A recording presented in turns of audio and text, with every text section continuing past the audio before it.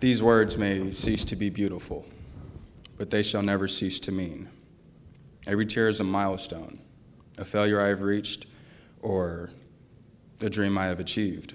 Every smile drags you deeper into me, to my holes that are guilt-ridden, into these cavities that are guilt-free, to an absence where my heart beats, to an absence that cannot be filled, that can only be grieved. I scream in a language you can't understand, like a religion you cannot believe. I am dying because to let a man think is to let a man be. These symbols, they hold a piece of what peace was once in me, and they help you to see a man that you may never meet, a man you may know but will never hold, but have to let go, even so. If I had asked you all what it is that you see when you look up at this stage, in front of this microphone, what would you say? You can keep your answers to yourselves, of course. But in all seriousness, if someone were to ask me what I see when I looked in the mirror, I'd be speechless.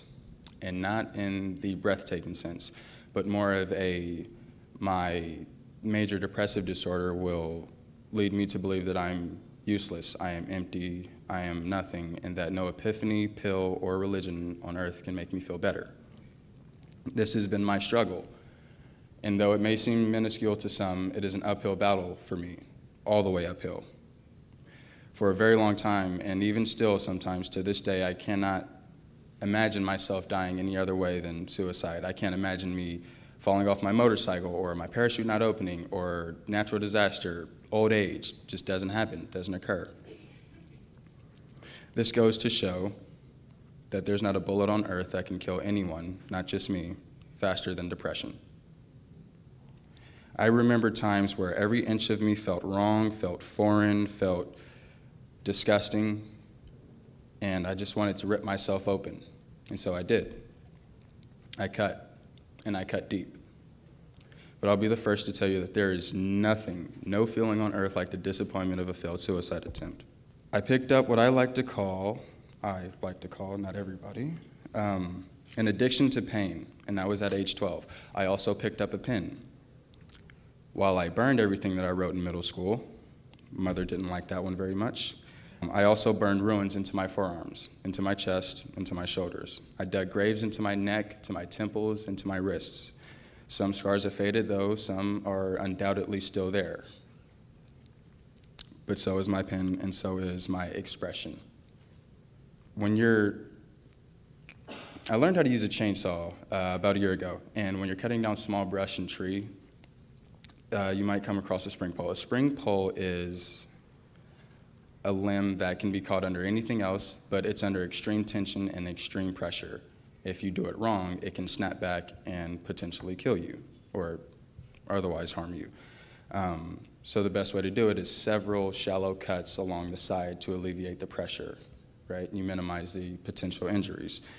What I'm saying is that my pen is my chainsaw, and I am a spring pole. I can snap and I can break, and when I do, there is no putting me back together again. In my skin or on my paper, this ink is all that I have. These words that I produce let me know that there is still something inside me. It's validating. Writing is as cathartic as it is beautiful. It is as therapeutic as it is artful. And that is exactly why it's very hard for me to tell where I would be without writing. But to put things into perspective, I have a selection that I wrote on the last very bad episode that I had about 9 months ago. And while there aren't words that can describe or explain fully in detail what I felt, where I was, or to what degree, nevertheless, here we go. But I should tell you that these words are not aimed at you all.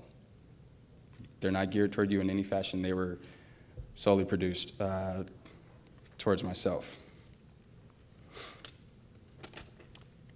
I like to laugh more than I like to cry, but I cry more than I smile. Saltwater rivers run wild as the dreams of a newborn child. And when the tide should rise for the last time, I will be immortalized not by religion, but by art. And crushing hearts is the perfect place to start, shattering expectations without consideration or regard, because misery loves company on this boulevard, in this avenue, where my mouth moves only to reduce truth from something of virtue to an obsolete tool without use.